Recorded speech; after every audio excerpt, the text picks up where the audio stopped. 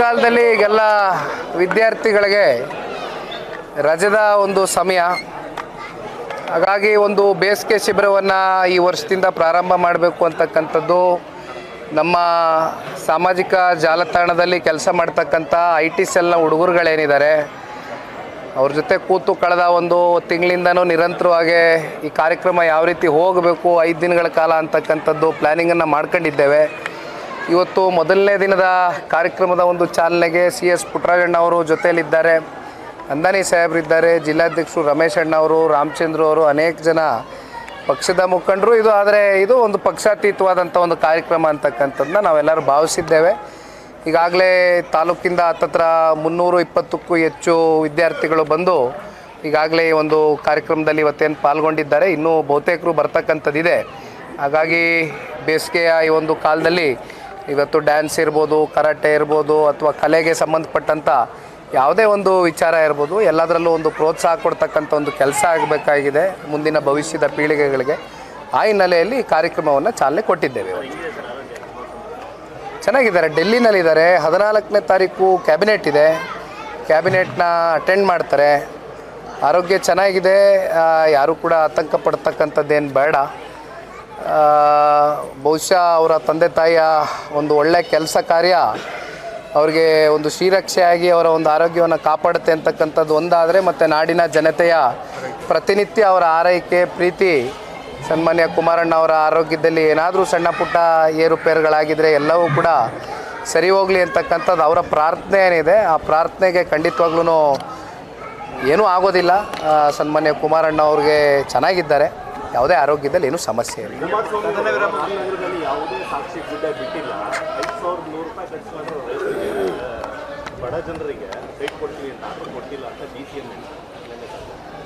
ಈಗ ಅಂತಿಮವಾಗಿ ಈ ರಾಜ್ಯದ ಉಪಮುಖ್ಯಮಂತ್ರಿಗಳಿಗೆ ನಿನ್ನೆ ದಿನ ಅದೆಂಥದ್ದು ಅವರ ಕಾಂಗ್ರೆಸ್ನ ಆರ್ಗನೈಸೇಷನ್ಗೆ ಸಂಬಂಧಪಟ್ಟಂತೆ ಯಾವುದೋ ಒಂದು ಸಮಾವೇಶ ಮಾಡ್ಕೊಂಡಿದ್ದಾರೆ.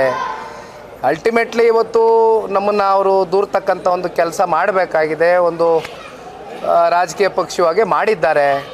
ಆದರೆ ರಾಮನಗರ ಜಿಲ್ಲೆಯಲ್ಲಿ ಸನ್ಮಾನ್ಯ ದೇವೇಗೌಡರು ಸಾಹೇಬರು 94ನೇ ಇಸ್ವಿಯಲ್ಲಿ ಏನು ಪಾದಾರ್ಪಣೆಯನ್ನು ಮಾಡಿದರು, ಸತತವಾಗಿ ಈಗಾಗಲೇ 3 ದಶಕಗಳು ಕಳೆದಿದೆ, 30 ವರ್ಷ ಆಗಿದೆ.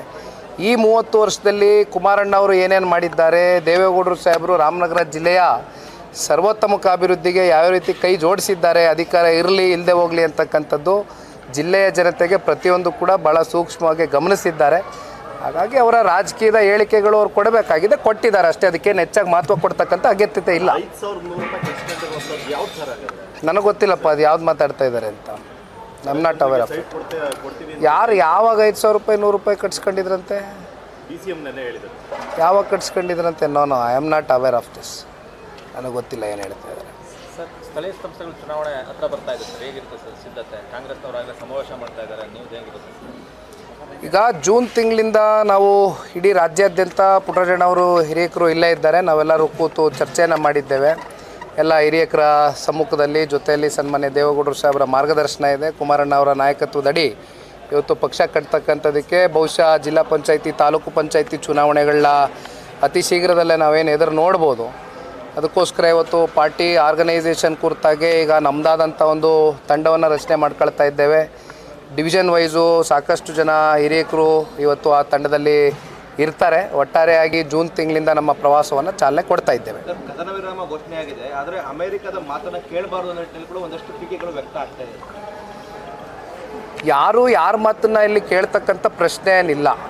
ಏಕೆಂದರೆ ಪಹಲ್ಗಾಮ್ನಲ್ಲಿ ನಡೆದಂಥ ಕಳೆದ ತಿಂಗಳು 22ನೇ ತಾರೀಕು ಆ ಒಂದು ಘಟನೆ ಏನಿದೆ, ಬಹುಶಃ ಇಡೀ ಭಾರತ ದೇಶದಲ್ಲಿ ಸಾಕಷ್ಟು ಅಮಾಯಕರು, ಮುಗ್ಧರು ಟೂರಿಸಮ್ಗೋಸ್ಕರ ಏನು ಹೋಗಿದ್ರು, ಹತ್ತತ್ರ 28 ಜನ ಭಾರತೀಯರು ಅವತ್ತು ಏನು ಸಾಕಷ್ಟು ಜನ ಹೆಣ್ಮಕ್ಳ ಒಂದು ಕುಂಕುಮವನ್ನು ಅಳಿಸ್ತಕ್ಕಂಥ ಒಂದು ಕೆಲಸ ಭಯೋತ್ಪಾದಕರು ಮಾಡಿದರು.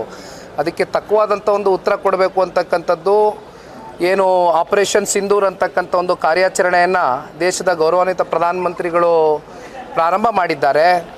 ಒಟ್ಟಾರೆಯಾಗಿ ಇವತ್ತು ಮೊನ್ನೆ ದಿನ ಈ ಕದನ ವಿರಾಮ ಆಗಬೇಕು, ಸೀಸ್ ಫೈರ್ ಅಂತಕ್ಕಂಥದ್ರ ಬಗ್ಗೆ ಏನು ಚರ್ಚೆ ಬಂತು, ಅದಾದಮೇಲೂ ಕೂಡ ಶ್ರೀನಗರದಲ್ಲಿ ಮತ್ತೆ ಕೆಲವೊಂದಷ್ಟು ಡ್ರೋನ್ಗಳು ಇವೆಲ್ಲ ಹಾರಿಸುವ ಮೂಲಕ ಪಾಕಿಸ್ತಾನದವರು ಬಹುಶಃ ಒಳಗಡೆ ಅವ್ರಿಗೆ ತಳಮಳ ಇದ್ದರೂ ಕೂಡ ಇವತ್ತು ಯುದ್ಧಕ್ಕೆ ಕಾಲು ಕೆರ್ಕೊಂಡು ನಿಂತಿರ್ತಕ್ಕಂಥದ್ದು ನೋಡಿದಾಗ ಬಹುಶಃ ಇದಕ್ಕೆಲ್ಲ ತಕ್ಕವಾದಂಥ ಉತ್ತರ ದೇಶದ ಗೌರವಾನ್ವಿತ ಪ್ರಧಾನಮಂತ್ರಿಗಳು ಕೊಡ್ತಾರೆ ಅಂತಕ್ಕಂಥದ್ದು ನಾವು ಭಾವಿಸಿದ್ದೇವೆ.